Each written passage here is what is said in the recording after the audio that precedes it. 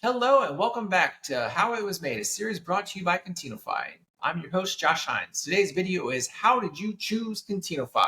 Well, that is a long-winded answer that I hope you guys will stay along for the ride. I'm going to explain to you why I chose Contineofy, but also how you can find a SaaS brand of your own to launch in 2025.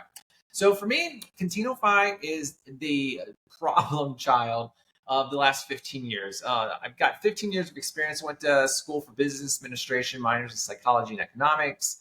But for me, I always wanted to own a marketing agency ever since I was like 15, 16 years old and seeing the movie What Women Want with Mel Gibson, where he was a marketing director for a high-end New York agency. And I don't know what clicked, but from that point forward, I'm like, I want to own a marketing agency.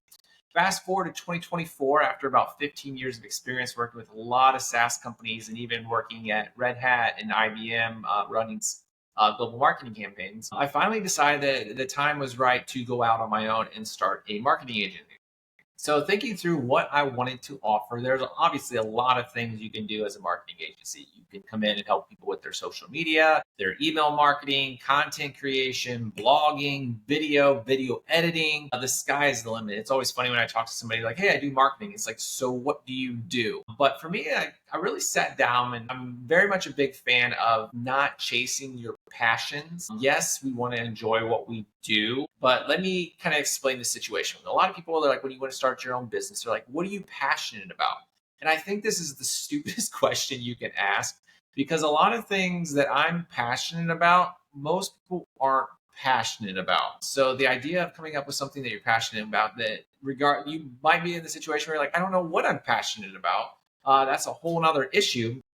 But the issue of coming up with something that you're passionate about and then turning it into a business is the reality is business is tough. There's a lot of things that you have to do to run a business that you're not going to be passionate about. So the moment you try to turn passion into a business, is the passion's probably going to be gone. And the fact that a lot of times trying to turn something that you're passionate about and sharing it with others and then trying to convince them to pay you for your passion and helping them enjoy your passion, it's probably going to be a very small market share of those people that actually enjoy doing that. So there's a reason why there's the phrase called starving artist, because people chasing their passions and trying to turn it into a business. Does it work? Yeah, sometimes, but if you're really wanting to create a profitable business, my suggestion is instead of going down the path of chasing your passion, instead do a very simple Google search that says, what are the biggest problems brands face in 2025? Go through that list of problems and reports and everything and find the things that are interesting to you that you can develop a skill set around, and then reach out to those same people that have those problems and say, hey, I figured out how to solve this. Can you pay me money to solve it? It's more likely to become more successful. You're actually going to have a market because if someone's expressing that problems, there are probably a lot of other people that have those same problems. And what's great about this is once you build a business that's generating revenue, solving problems, you can then start a nonprofit and make that your passion project and funnel the profits from your business into this nonprofit.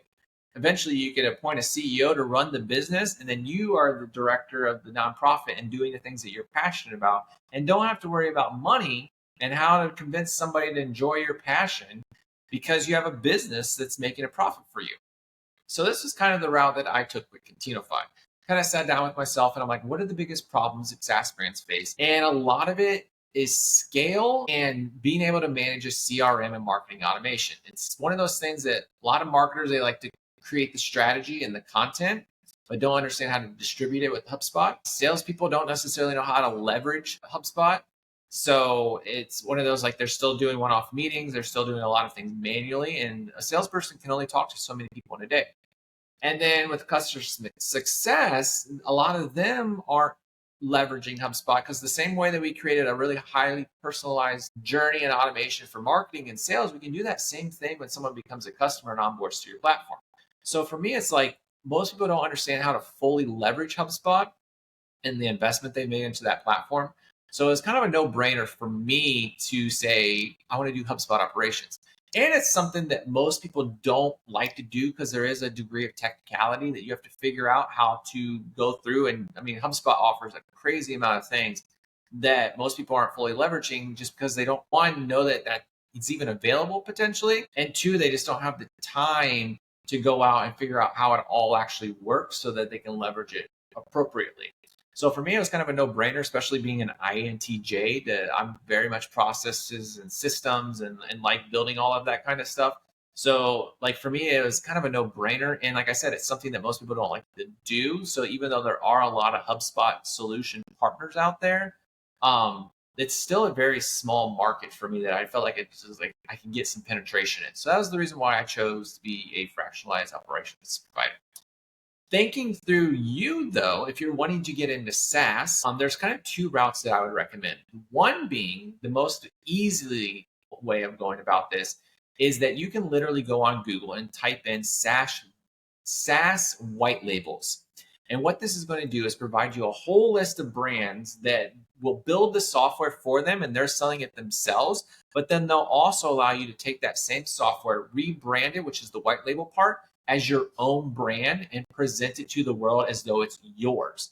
What's nice about this is that you don't have to worry about all the code and building out the software. You're just needing to establish this brand and reach out to the market. And you can do that branding however you want with social media, email marketing, webinars, podcasts, whatever. Sell it.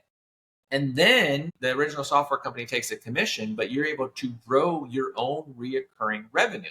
What's nice about this is that you could get it to a point where it becomes passive and you have a really lucrative business. Another way to go about this is if you have the money, you can also go on a website called acquire.com, and that website makes it so that you can buy established SaaS brands. They also provide financing so that you can actually buy these, and you're buying an established brand that already has recurring revenue. It already has customers. The brand's already established, the website, everything's in place. Sometimes you get lucky and you can come in to one of these SaaS brands that isn't fully leveraging technology, and you could get a lot of more revenue by equipping technology like HubSpot into the brand and scaling it out. Other times you could just invest in the company. You could actually like sit back and appoint people as the CEO and the CMO and the CRO, hire Contineofy to help you scale out this brand. And it could literally just be passive income if you're just looking for investment strategies. Both routes, whether you're wanting to be the business owner or just a passive investor, you can go both routes. They're both great opportunities. Like I said, the white label is going to be a lot more of your entry level because a lot of the white label software companies aren't going to charge you an upfront cost to be able to use the platform. They're just going to take commission. As you make money, they make money. And then you could use the HubSpot starter program to give you everything you need to launch an MVP and get yourself in the market. And then obviously, as you make more money, you can upgrade your HubSpot instance and do a lot more of the fun things. But just getting started, like SaaS white labels, if you do have the money, acquire.com are probably my two favorite routes if you're wanting to get into SaaS. If you want to reach out to me on LinkedIn, I'm more than willing to have a conversation with you about how to jump into this situation and especially how to use HubSpot Starter to leverage it all. But yeah, this is my quick video of like why I chose Contineofy and being a fractionalized HubSpot operations provider, as well as how you can get into SaaS yourself. I hope you like this video. Definitely hit the like button. Subscribe to the channel because there's gonna be a lot more of these videos coming out. I know they're a little bit all over the place, but it's really just me kind of top of mind sharing like how I started working with HubSpot and launching the Contineofy brand, and also how you guys can get into SaaS as well. As always, my name is Josh. It's Contineofy, how it was made. Until next time, keep building.